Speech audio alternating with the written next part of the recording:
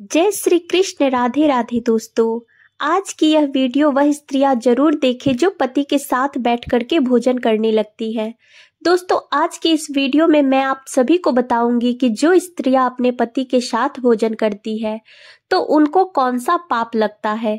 एक बार की बात है, भगवान श्री कृष्ण के पास देवी सत्यभामा आती है और वह भगवान श्री कृष्ण से कहती है कि हे स्वामी, आज मेरे मन में एक प्रश्न उठ रहा है और उसी के निवारण के लिए मैं आपके पास आई हूँ।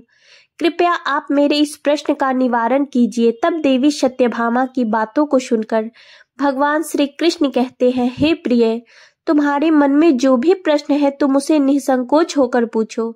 तुम्हारा हर शंका का निवारण करना मेरा परम कर्तव्य है। तब भगवान श्री कृष्ण की बातों को सुनकर के देवी सत्यभामा कहती है, हे प्रभु, जैसे मैं सबसे पहले आपको भोजन ग्रहण करवाती हूँ, इसके बाद मैं स्वयं भोजन ग्रहण करती हूँ। मैं नित्य आपकी सेवा में तत्पर रहती हूँ। मैं रोजाना आपके चरण वंदन करती हूँ, रोज आपके चरणों को दबाती हूँ। किंतु हे प्रभु, मेरे मन में उठ रहा वह प्रश्न है कि क्या पत्नी को पति के साथ अथवा पति के पहले भोजन करना चाहिए? क्या ऐसा करना शास्त्रों और वेदों के हिसाब से उचित है? समस्त वेद और शास्त्र इस विषय में क्या कहते हैं? हे प्रभु, स्त्री द्वारा किया गया वह ऐसा कौन सा पाप है जिसे करने से स्त्री नरकगामी बन जाती है? हे नाथ, कृपया आप मेरे इन प्रश्न का समाधान कीजिए।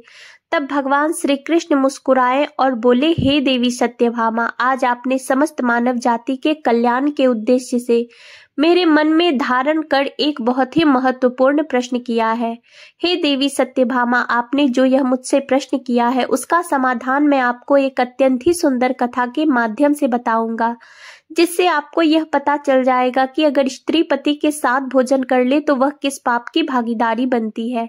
यदि वह अपने पति के साथ या पति के खाने से पहले खाना खा लेती है तो उसका क्या होता है। भगवान श्री कृष्ण की यह बातें सुनकर देवी सत्यभामा कहती है, हे प्रभु, आप जल्दी से कथा को सुनाइए, मेरी जिज्ञासा बढ़ती जा रही है। तब भगवान श्री कृष्ण कहते हैं, हे देवी सत्यभामा, आज तुम्हारे आग्रह पर मैं तुम्हें देवी कामिनी की एक अत्यंत ही महत्वपूर्ण कथा को सुनाता हूँ।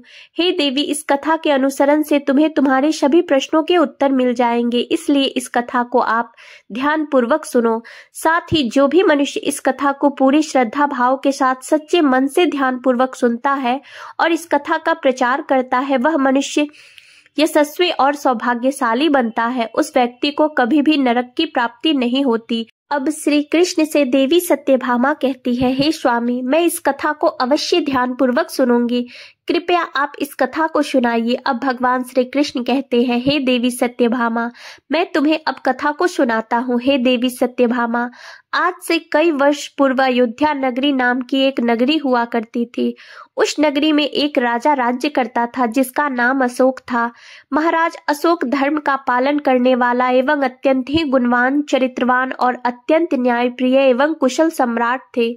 महाराज का विवाह काशी नरेश की पुत्री देवी कामिनी के साथ हुआ था।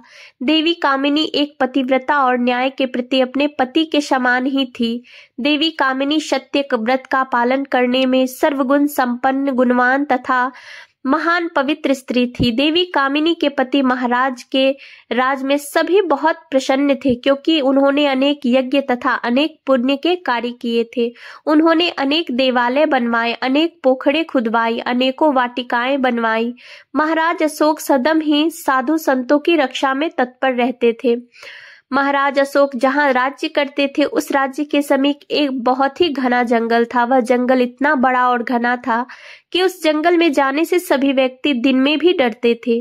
अब उस घने जंगल में एक भी भेड़िया अपनी पत्नी के साथ रहता था। वह भेड़िया बड़ा ही विशालकाय और भयंकर आकार वाला था, जिससे सभी मनुष्य भयभीत रहते थे। उस भेड़िया के भय से मनुष्य उस वन के मार्ग से जाने से डरते थे। वह भेड़िया रात को अपने शिकार के लिए निकलता था। उस भेड़िया ने अपने भयंकर आकार की वजह से कई इंसानों को आहत भी किया था और कुछ को तो मार ही डाला था। फिर जब यह बात महाराज अशोक को पता चली तो उन्होंने उस भेड़िए का शिकार करने का निश्चय किया। उन्होंने सोचा, मैंने इस भेड़िए का शिकार नहीं किया तो एक एक दिन यह हमारे राजमहल पर भी आ सकता है। महाराज इतना सोच ही रहे थे कि उधर से कुछ गांव वाले आए और वह सभी कहने लगे, महाराज, एक भेड़िया ने आपके राज्य में उत्पात मचा रखा है। आज भी उसने 3 बच्चों का शिकार कर लिया, उन्हें मारकर खा गया है।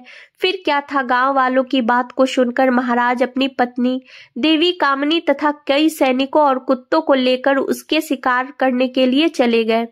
महाराज अशोक बड़े पराक्रमी और बड़े ही धनुर्धर थे। महाराज अशोक ने अनेक विशाल शेरों तथा दैत्यों का भी वध किया था, इसलिए वे इस भयंकर भेड़िए से अपने राज्य के नगरवासियों की रक्षा करने के लिए उस वन में उस भेड़ का शिकार करने के लिए चले गए।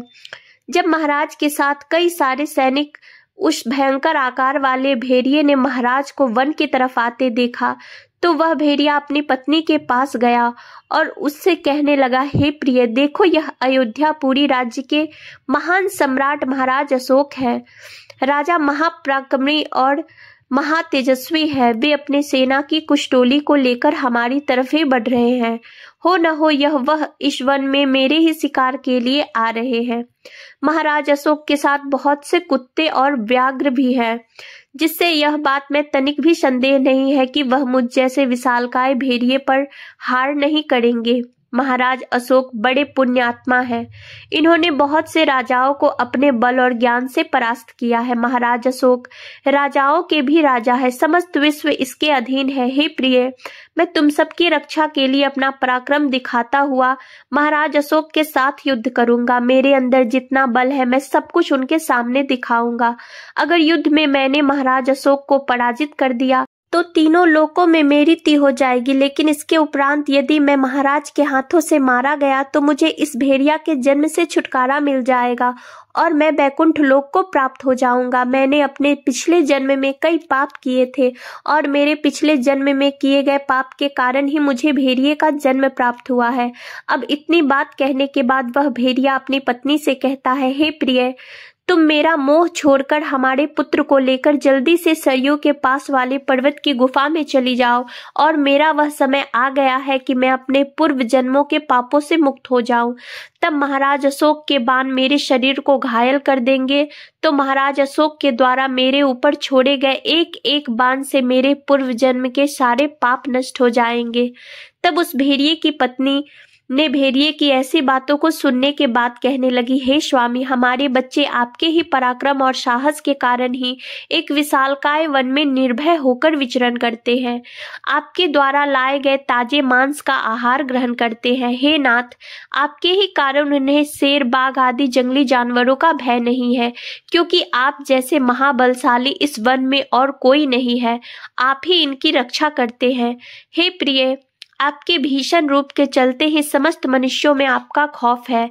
इसी वजह से कोई भी शिकारी हमारा शिकार करने के लिए इस वन में नहीं आता है।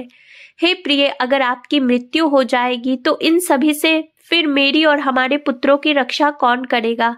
स्वामी, आप ही हमारे लिए सब कुछ हो। आपके बिना तो हम असहाय हो जाएंगे। पति के बिना मेरा क्या होगा? किसी भी स्त्री के लिए उत्तम स्वर्ण के गहने, आभूषण, वस्त्र पहनकर भी कोई स्त्री पति के बिना शोभा नहीं पाती। पति से ही स्त्री को सौंदर्य और शोभा प्राप्त होता है। हे नाथ, आपके बिना मेरा जीवन भी नष्ट हो जाएगा। यदि मुझे आपके साथ नरक में भी डाल दिया जाए तो मैं खुशी खुशी आपके साथ चली जाऊंगी। इसलिए हे स्वामी, आप महाराज अशोक के सामने मत जाइए। आप भी हमारे साथ सरयू के पास वाले पर्वत के अंदर चलिए। जब तक महाराज हमें ढूंढेंगे हम वहां पर छुपकर बैठ जाते हैं। हे नाथ, आप जीवन जीने की इच्छा छोड़कर अपनी पत्नी और पुत्र को अकेला छोड़कर जा रहे हो। इससे आपको क्या लाभ होगा? हमारे बच्चे आपके बिना तो अनाथ ही हो जाएंगे। अपनी पत्नी की बातों को सुनकर के वह भेड़िया कहता है, हे प्रिय, तुम वीरों की धर्म को नहीं जानती हो, इसलिए तुम ऐसा कह रही हो। यदि शत्रु वीरों को ललकार करके युद्ध के लिए निमंत्रण देता है तो वीर को लोभ और भय से कायर की भांति ऐसे छिपकर युद्ध के मैदान से भागना नहीं चाहिए। जो भी वीर ऐसा करता है उसको 100 युगों के लिए कुंभी पाक नरक में डालकर पकाया जाता है। अगर कोई वीर शत्रु का सामना करता है और लड़ते हुए वीरगति को प्राप्त होता है तो उसे मृत्यु के बाद दिव्य लोक की प्राप्ति होती है। आज महाराज अशोक हमसे युद्ध करने के लिए आए हैं तो वे हमारे अतिथि, और शास्त्र यही कहता है कि अतिथि का अनादर नहीं करना चाहिए। किसी भी पुरुष द्वारा किया गया अतिथि का अनादर, सत्कार त्रिलोक विजेता भगवान विष्णु का अपमान होता है। इसलिए मुझे महाराज अशोक के साथ युद्ध करना मेरा परम कर्तव्य है। पति की बात सुनकर उस भेड़िए की पत्नी कहती है, हे प्राणनाथ, ठीक है, यदि आप आज महाराज के साथ युद्ध करना चाहते हैं तो मैं भी आपके साथ रहकर आपका पराक्रम देखूंगी, और मैं भी आपके साथ युद्ध क्षेत्र में चलकर महाराज से युद्ध करूंगी। अब इतना कहकर उस भेड़िया की पत्नी अपने पुत्रों के पास जाती है और उससे कहती है कि हे पुत्रों, मेरी बात को तुम सभी ध्यान से सुनो। आज युद्ध भूमि में अतिथि आए हैं और मैं उनका अतिथि सत्कार करने के लिए और उनसे युद्ध करने के लिए तुम्हारे पिता के साथ जा रही हूँ। इसलिए तुम सभी अपने भाइयों के साथ में सरयू के पर्वत की गुफा में जाकर छुप जाओ। महाराज अशोक बड़े ही बलवान है। मुझे पता है कि महाराज अशोक इस युद्ध में हमारा संहार कर देंगे। मैं तुम्हारी माँ हूँ और एक माँ सदैव अपने बच्चों का भला ही चाहती है। इसलिए तुम सभी मेरी आज्ञा का पालन करो और जाकर सरयू के पास वाली गुफा में छुप जाओ और अपने प्राण बचाओ। फिर उस भेड़िया के सभी बच्चे कहने लगे, माँ, हम अपने यशस्वी पिताजी की संतान है। हमारी रगों में हमारे पिताजी का खून है। जब मेरे पिताजी वहां युद्ध करने जा रहे हैं तो हम कहीं जाकर छिप नहीं सकते। जो पुत्र अपने माता पिता को संकट में छोड़कर भाग जाते हैं वह महापापी होते हैं, उन्हें घोर नरक में डाला जाता है। जो निर्दयी पुत्र अपने माँ का दूध पीकर उसे उनके दुखी समय में दुख में छोड़कर चला जाता है, जो पुत्र अपने पिता को विपत्ति में देखकर वह छोड़कर चला जाता है, वह कीड़े से भरे दुर्गंध युक्त नरक में गिरता है। जब उस भेड़िए के बच्चे नहीं माने तो वह भेड़िया की पत्नी अपने बच्चों को लेकर भेड़िया के साथ युद्ध करने के लिए जाती है, उन सभी को आगे भेज देती है। महाराज अशोक अपने सभी बलवान सूरवीर योद्धा के हाथ में तलवार और भाले लेकर सभी भेड़ियों पर आक्रमण करने लगते हैं। फिर भेड़िया और राजा के सैनिकों के बीच में भीषण युद्ध होने लगता है। दोनों पक्षों से सभी एक दूसरे पर प्रहार करने लगते हैं। सभी भेड़िया अपने नुकीले दांतों से सैनिकों को मारने लगते हैं। वहीं महाराज के सैनिक अपने भालों से भेड़ियों को मारने लगते हैं। इस युद्ध में अनेक भेड़िया मर गए और पता नहीं कितने ही घायल हो गए। इस महान विनाशक युद्ध में महाराज के अनेक सैनिक भी मारे गए और कई सैनिक घायल हुए। अब केवल वह भेड़िया, उसकी पत्नी और उसके कुछ पुत्र ही बचे थे। उसने सभी पुत्रों को मारा हुआ देखकर वह भेड़िया की पत्नी भयभीत हो गई और विलाप करने लगी। वह भेड़िया अपने पति से कहने लगी, हे नाथ, मुझे और अपने इस बालकों को लेकर के यहाँ से चलो, नहीं तो हमारा वंश नष्ट हो जाएगा। महाराज अशोक के सैनिक हम पे भारी पड़ रहे हैं, मेरी बात को सुनो। हम सभी अपने प्राण बचाकर यहाँ से भाग चलते हैं, नहीं तो महाराज हम सभी को मार डालेंगे। अपनी पत्नी के ऐसे भयभीत देखकर वह भेड़िया कहने लगा, प्रिय, 2 शेरों के बीच में एक सुअर पानी पी सकता है, लेकिन 2 सुअर के बीच में एक शेर पानी नहीं पी सकता। भेड़िया जाति में ऐसा बल देखा जाता है, इसी कारण से भेड़िए से सभी भयभीत हो जाते हैं। और तुम कहती हो कि मैं इस युद्ध को छोड़कर पीठ दिखाकर भाग जाऊं। अगर इस समय पर मैं मृत्यु के भय से भाग जाऊंगा तो मेरे भेड़ जाति की प्रसिद्धि नष्ट हो जाएगी। इसलिए हे प्रिय, तुम हमारे बच्चे को लेकर यहाँ से चली जाओ और सुखपूर्वक जीवन व्यतीत करो। भेड़िया की बात सुनकर भेड़िया की पत्नी कहने लगी, हे नाथ, मैं आपसे बहुत ही प्रेम करती हूँ। आपसे मेरा मोह कभी नहीं छूटेगा, इसलिए मैं अपने पुत्रों के साथ आपके सामने ही प्राण त्याग दूंगी। लेकिन हे नाथ, मैं आपको ऐसे अकेला छोड़कर नहीं जाऊंगी। फिर क्या था, पत्नी के कहने के बाद वह भेड़िया, उसकी पत्नी दोनों ही महाराज से युद्ध करने के लिए आगे आते हैं। अब वह भेड़िया भयंकर गर्जना करता हुआ महाराज को युद्ध के लिए ललकारता है और भेड़िया अपने सामने आए बड़े से बड़े वीर योद्धाओं को अपने दांतों के तिनके की भांति उठाकर फेंकने लगता है। जब महाराज अशोक उस भेड़िए की गर्जना और अपने सैनिकों को ऐसे मरता हुआ देखते हैं तो अपने सैनिकों को मरता हुआ देखकर महाराज को क्रोध आ जाता है और वे अपना धनुष बाण निकालकर उस भेड़िए पर बड़े वेग से आक्रमण करते हैं। महाराज के द्वारा छोड़े गए बाणों का वेग इतना तीव्र होता है कि वह जाकर सीधा उस भेड़िए के शरीर में घुस जाता है, जिससे वह भेड़िया मूर्छित होकर जमीन पर गिर जाता है। महाराज के द्वारा किए गए प्रहार से वह भेड़िया मर जाता है। उस भेड़िया के मरते ही उसके प्राण निकल जाते हैं और वह भगवान विष्णु के लोक बैकुंठ धाम को चले जाते हैं। महाराज के सैनिक अपने अपने हाथ से भाले लेकर उस भेड़िया की पत्नी को मारने के लिए उसकी ओर बढ़ने लगते हैं। तुरंत ही वह भेड़िए की पत्नी अपने बच्चों की रक्षा के लिए उनके सामने आकर खड़ी हो जाती है और बच्चों के कहने लगती है, बच्चों, जब तक मैं यहाँ पर खड़ी हूँ, मैं इन सैनिकों को रोकने का प्रयास करती हूँ, तब तुम यहाँ से तुरंत ही भाग जाओ। अब उन सब में से जो भेड़िया का सबसे छोटा बड़ा बेटा था, वह बड़ा बेटा बोलता है, हे माता, आपके प्राणों के भय से अपने प्राणों के भय से मैं आपको मरने के लिए यहाँ पर छोड़कर कैसे भाग जाऊं। राजा जी के सैनिक उन भेड़ियों के पास आ जाते हैं और सभी उन भेड़ियों पर प्रहार करने लगते हैं। भेड़िया का बड़ा बेटा अपने पिता के समान ही शूरवीर था। वह अपने पिता के समान ही बड़ा बेटा भयंकर युद्ध करता है और अनेक सैनिकों को मार गिराता है। जब महाराज अशोक यह देखते हैं तो वह आगे आकर उन दो भेड़ियों के बेटे का भी वध कर देते हैं। जो भेड़िया की पत्नी अपने पुत्र को यूं मरा देखती है तो वह भी क्रोधित हो जाती है और राजा के सैनिकों पर प्रहार करने लगती है। उसने भी अपना पराक्रम दिखाते हुए अनेक सैनिकों को मार डाला। इस घटना को महारानी रागिनी देख रही थी। अपने सैनिकों को यूं मरता देख रानी महाराज से कहने लगी, हे महाराज, उस भेड़िया की पत्नी को देखो, वह अपनी भीषण गर्जना दिखाते हुए हमारे सैनिकों को मार रही है।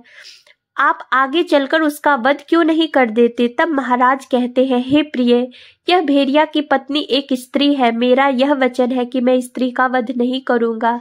स्त्री का वध करने से महापाप लगता है, इसलिए मैंने उस भेड़िया की पत्नी को ना खुद मार रहा हूँ और ना किसी को उसे मारने के लिए भेज रहा हूँ। मुझे स्त्री का वध करने में बड़ा ही भय लगता है। अब महाराज इतना कहकर चुप हो गए। फिर महाराज की सेना में एक महाबलशाली सिपाही था। उसने उस भेड़िया की पत्नी पर प्रहार किया। उसके एक ही प्रहार से वह भेड़िया की पत्नी जमीन पर मूर्छित होकर गिर गई। भेड़िया की पत्नी जमीन पर गिरने के बाद लंबी लंबी सांसें लेने लगी। जब रानी ने उस भेड़िया की पत्नी को धरती पर बेहोश अवस्था में देखा तो उस पर रानी को बड़ी दया आ गई। अब उन्होंने उसके मुंह पर ठंडा जल डाला, फिर उसके सारे शरीर पर वही जल डाल दिया, जिससे उस भेड़िया की पत्नी को होश आया। भेड़िया की पत्नी ने जब रानी को उस पर शीतल जल डालते हुए देखा तो वह बहुत प्रसन्न हुई। अब वह मनुष्य की वाणी में बोलने लगी, हे देवी, तुमने मुझ पर ठंडा जल डालकर मुझे मेरे कष्टों से मुक्ति दिलाई है। तुम्हारा कल्याण हो। उस भेड़िया की ऐसे वचन सुनकर रागिनी को बड़ा आश्चर्य हुआ। वह सोचने लगी, यह तो आज मैंने बड़ी ही विचित्र चीज देखी। एक भेड़िया की पत्नी मनुष्य की वाणी में सुंदर और स्पष्ट बोल रही है। अब रानी ने उस भेड़िए की पत्नी से कहा, हे भद्रे, तुम कौन हो? तुम्हारा बर्ताव विचित्र है। पशु होकर भी तुम मनुष्य की वाणी में बोल रही हो। तुम मुझे तुम्हारे पूर्व जन्म का वृतांत सुनाओ। किस कारण से तुम्हें इस पशु के रूप में जन्म मिला है? रानी की बात सुनकर के वह भेड़िया की पत्नी कहने लगी कि हे देवी, मेरे पति ने पिछले जन्म में गुरुजनों का अपमान किया था, इसी कारण से उन्हें भेड़िए का जन्म प्राप्त हुआ। इसी वजह से मुझे भी इस योनि में डाल दिया गया। अब मैं तुम्हें आपको मेरे पूर्व जन्म का वृतांत बताती हूँ। हे देवी, कलिंग नाम के देश में श्री नाम का एक सुंदर नगर था। उस नगर में वासुदत्त नाम के एक विद्वान ब्राह्मण रहते थे। मैं उसी वसुदत्त ब्राह्मण की पुत्री थी। उन्होंने मेरा नाम चेता रखा था। उस समय उस नगर में मेरे जितनी सुंदर और मुझ जैसी सुंदरता से मन को मोह लेने वाली स्त्री कोई नहीं थी। हे देवी, मैं अपने सौंदर्य रूप में घमंड में उत्पन्न हो गई थी। मेरी मुस्कान बड़ी ही मनमोहक थी। जब मैं जवान हुई तो मेरे सुंदर रूप और मेरे यौवन को देखकर मेरे माता पिता को बड़ा भय सताने लगा। एक दिन मेरी माता पिताजी से कहने लगी, हे नाथ, अपनी कन्या जवान हो चुकी है, उसका विवाह क्यों नहीं कर देते? इसे किसी को सौंप दीजिए। फिर मेरे पिताजी ने कहा, हे कल्याणी, मैं अपनी पुत्री का विवाह उसी पुरुष के साथ करूंगा जो विवाह करने के बाद मेरे ही घर में निवास करेगा। मुझे बड़ी प्रिय है मेरी पुत्री, मैं इसे अपनी आंखों से दूर नहीं होने देना चाहता। फिर एक दिन श्रीदेव नाम का एक जवान विद्वान ब्राह्मण मेरे द्वार पर आ गया। मेरे पिता उससे ज्ञान और कुशलता को देखकर बहुत प्रसन्न हुए और बातों ही बातों में मेरे पिताजी ने मुझसे विवाह करने के लिए पूछ लिया। मेरे पिता ने उस श्रीदेव ब्राह्मण से मेरा विवाह कर दिया। अब क्या था, श्रीदेव हमारे साथ ही हमारे घर पर रहने लगे, परंतु मैं अपने माता पिता के लाड प्यार से बिगड़ चुकी थी। मैं अपनी विवेक शक्ति खो चुकी थी। मैंने कभी अपने पति की सेवा नहीं की, कभी उनके चरण स्पर्श नहीं किए। मैं सदा उन्हें क्रूर दृष्टि से देखती थी, उनका अपमान करती थी, उन्हें नाम लेकर पुकारती थी, उनको भोजन करने के पहले खुद भोजन कर लेती थी। मैं अपने पति से ही खुद का भोजन परोसवाती थी। मैं अपने मर्जी से स्वतंत्र होकर यहाँ वहाँ घूमने निकल जाया करती थी और बात बात पर अपने पति का अपमान करती रहती थी। मैंने उनके साथ कभी संबंध भी नहीं बनाया, उन्हें मेरे शरीर को कभी हाथ भी लगाने नहीं दिया। श्रीदेव शांत स्वभाव के थे। उन्होंने मुझे अनेक दिनों तक सहन किया और फिर एक दिन वह मुझसे अत्यंत दुखी हो गए। मुझे दुखी छोड़कर उन्होंने मुझे छोड़ दिया और मुझे छोड़ करके कहीं पर चले गए। मेरे पति के जाते ही मेरे पिता बहुत दुखी हो गए और मेरी माता कहने लगी कि हे प्रिय सुनो, हमारे दामाद हमारी पुत्री को छोड़कर चले गए हैं। हमारी पुत्री ही पापचारिणी थी, दामाद तो विद्वान थे। मैं क्या जानता था कि मेरी पुत्री दुष्ट और कुलनाशिनी होगी। मेरी माता पिता से बोली, हे नाथ, हमारी पुत्री आप ही के लाड प्यार से बिगड़ गई है, इसे सही राह पर लाने के लिए आपको ही कुछ करना होगा। हे नाथ, क्योंकि पिता के घर में रहने वाली कन्या दुराचारी बन जाती है, इसलिए कन्या को कभी भी घर में नहीं रखना चाहिए, उसे उसके पति के पास ही रखना चाहिए। हमारी कन्या बहुत दुष्ट और पापिनी है, आप इसका त्याग करके इसे इसके पति के पास भेज दीजिए। इस प्रकार से मेरी माता की बात सुनकर मेरे पिताजी बहुत क्रोधित हुए। मुझे कहने लगे, अरे दुष्टा, कुलघाती, हमारे कुल में कलंक लगाने वाली दुराचारी, तेरे ही कारण इतना प्यारा दामाद देवजी हम सबको छोड़कर कहीं चला गया। इसलिए तेरा पति जहाँ पर भी है तू वहीं पर चली जा, अथवा तुझे जो स्थान अच्छा लगे वहां पर चली जा।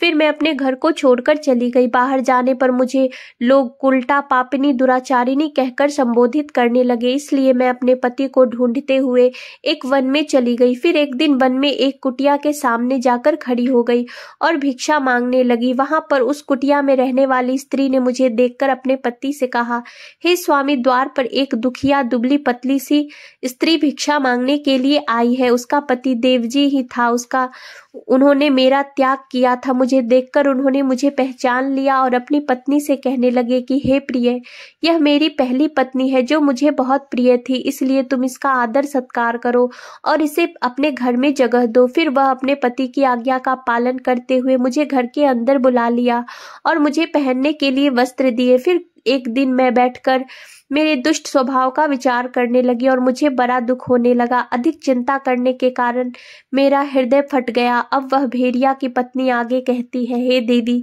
उसी क्षण मेरी मृत्यु हो गई। फिर यमराज के 2 दूत उस स्थान पर आए और मुझे उठाकर यमलोक ले गए। वहां पर यमराज ने मेरा लेखा जोखा देखा। यमदूतों से कहा कि दूतों, इस पापिनी स्त्री ने अपने पति का बहुत अपमान किया है। यह पति के पहले ही भोजन कर लेती थी, अपने पति के नाम से पुकारती थी, उससे घर के काम करवाती थी, इसलिए इस पापी स्त्री को ले जाकर नरक में डाल दो। फिर महाराज यमराज का आदेश मिलते ही यमदूत मुझे नरक में ले गए और उन्होंने मुझे जलते हुए अंगारों में डाल दिया। नरक में मुझे अनेकों वर्षों तक कष्ट भोगने पड़े। फिर नरक की सजा भुगतने के बाद यमराज ने मुझे इस भेड़िए योनि में डाल दिया। वह भेड़िया की पत्नी बोली, हे देवी, इस प्रकार मैंने अपने पूर्व जन्म का वृतांत सुना दिया। कृपया मुझे इस जीवन से मुक्ति दिला दो। आपने अपने पति की बहुत सेवा की है, इसलिए मुझे आपका थोड़ा सा पुण्य प्रदान करो। फिर रानी कामिनी भागती भागती महाराज अशोक के पास गई और महाराज से कहने लगी, हे स्वामी, अब मैं क्या करूं? वह भेड़िया की पत्नी मुझसे थोड़े से पुण्य मांग रही है, मैं क्या करूं? आप जो आज्ञा देंगे मैं वही करूंगी। महाराज अशोक कहते हैं, हे प्रिय, यह बेचारी बहुत दुख भुगत चुकी है, तुम अपने पुण्य इसको देकर इसका उद्धार करो। महाराज अशोक की आज्ञा लेकर रानी कामिनी भेड़िया की पत्नी के पास गई और उससे कहने लगी, हे देवी, मैं अपने 1 वर्ष का पुण्य तुम्हें प्रदान करती हूँ। इतना कहते ही उस भेड़िया की पत्नी के प्राण चले गए और उसके शरीर से एक दिव्य स्त्री प्रकट हुई और फिर वह महारानी और महाराज को नमस्कार करके विष्णु लोक को चली गई। अब भगवान श्री कृष्ण के आगे कहते हैं, देवी सत्यभामा, अब आपको आपके सभी प्रश्नों का उत्तर मिल गया होगा। वह कौन सा पाप है जो स्त्रियां करती है और समस्त स्त्रियों को इस पाप को करने से बचना चाहिए, क्योंकि शास्त्रों में भी साफ साफ लिखा है कि एक विवाहित को पति के भोजन कर लेने के बाद ही उसे भोजन करना चाहिए। अब देवी सत्यभामा कहती है, हे नाथ, मैं सब कुछ समझ चुकी हूँ। आपका मुझे इस कथा को सुनाने के लिए बहुत बहुत धन्यवाद। तो मित्रों, आपको आज की कहानी कैसी लगी हमें कमेंट में ज़रूर बताइएगा। अच्छी लगी हो तो वीडियो को लाइक ज़रूर करिएगा।